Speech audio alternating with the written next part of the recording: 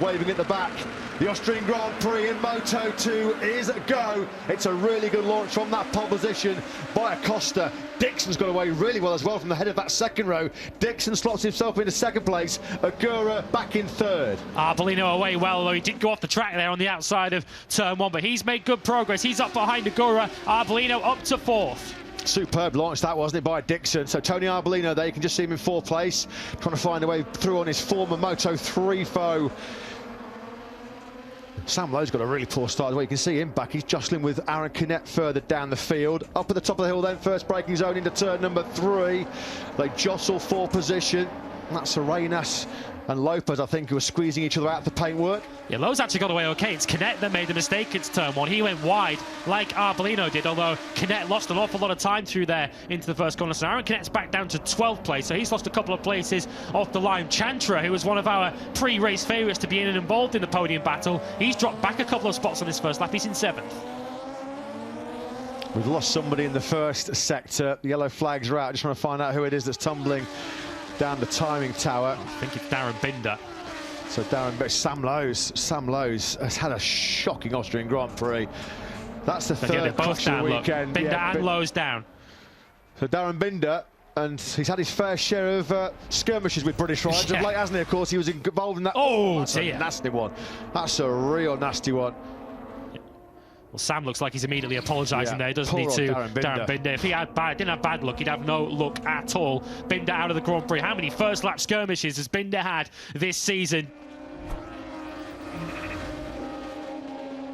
Yeah, Vietti putting a good run together. He could soon be joining that podium battle with Dixon and Agura. This was the move that Chantra made, then up the inside of Tony Arbolino. Chantra up the inside into turn one. Arbolino's just got to try and go with Chantra because he's clearly got podium pace as Agura does finally make the move now on Jake Dixon. That's been shaping up for a couple of laps now. Alonso Lopez has crashed further back. That's the second consecutive Grand Prix. He's gone down and he's crashed at the chicane. Yeah, further back, Aaron Canet's trying to rally back through the field. He just set his personal best lap as he tries to recover from that poor first corner and then having to give up 2 positions for an incident elsewhere in the Grand Prix. Canet's in 10th at the moment, but he's quicker than every rider ahead of him with the exception of Pedro Acosta. He's up behind his teammate Sergio Garcia at the moment. They're battling for 9th and 10th.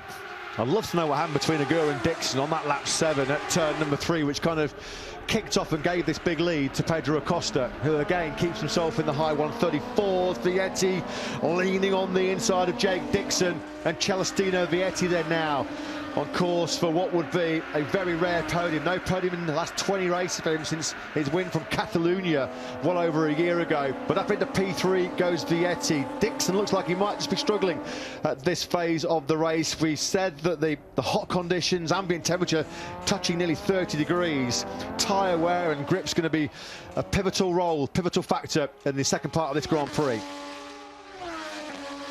Well, Agura's going to hold the inside line here, but Vietti's just got so much momentum out of turn 3. That was easy as you like for Celestino Vietti, who was just looking so much more comfortable up behind Agura. He was able to carry so much tighter lines into the turn 2 chicane and again into turn 3. So whether the pace at the moment for Agura is just proving a little bit too hot, Vietti now up into 2nd place. Can he now do anything about Pedro Acosta up the road? Because the lead from Acosta remains around 1.5 seconds. The 2 top men in this Grand Prix, Pedro Acosta and Celestino Vietti, climb up towards turn number 3, just over half a second covering them now. Vietti's found another 10th in sector 1. It's down to just over 4/10. Looking at the rate that the lead has come down, you can see how much Acosta's trying there as he has a foot come off the peg there through the second part of the turn 2 chicane of Vietti, almost alongside Acosta into turn 4. You do wonder how much is Acosta going to fight this. Vietti is not a World Championship challenger for him. We've heard Aki Ayo talk about the smartness of Acosta. Will he just decide that second's good enough? He's gone for it. As soon as he got on the rear tyre, Pedro Acosta, he wasted no time. The first opportunity he had to seize the lead. Vietti takes it on the inside of Acosta then, coming through turn number 6. Pedro Acosta drops that right leg. You're getting the feeling here that maybe he's just going to yield to the better man, yield to the faster man, because he's running out of time and running out of pace here. Acosta looks like he's just thinking now bigger picture, thinking about the World Championship, because we come now through the first sector and once again Vietti 2/10 faster. This looks like it's game over Yeah, leads over a second now for Celestino Vietti. He looks like he's got it covered, subject to any mistake on this final lap. He will know that Pedro Acosta's a little further behind him because he won't be able to hear him as much as he did before. In terms of the World Championship, the other big story is Tony Arbolino back in sixth. He's still got a 0.2 of a second advantage over Philippe Salat, so Arbolino's going to have to scrap for every point on this final lap as well. Well, there were not too many people, myself included, in this commentary box, who thought this was going to happen. We thought that Pedro Acosta was going to be dominant in this Grand Prix. He's going to take second place and take 20 World Championship points, crucial as he increased his lead over Tony Arbolino. But what a ride by Celestino Vietti. His first podium in 21 races. He runs a little bit wide, but he comes through the final corner. It's going to be victory in Austria for Vietti. A fantastic day for Fantic Racing as they win for the first time. Celestino Vietti sparks joyous scenes inside the Fantic Racing garage. What a job, what a ride by him. He takes the victory by nearly 1.5 seconds. Acosta does settle for second place. Ayagura is a lonely third. It's back-to-back podiums in Spielberg then for the Japanese rider.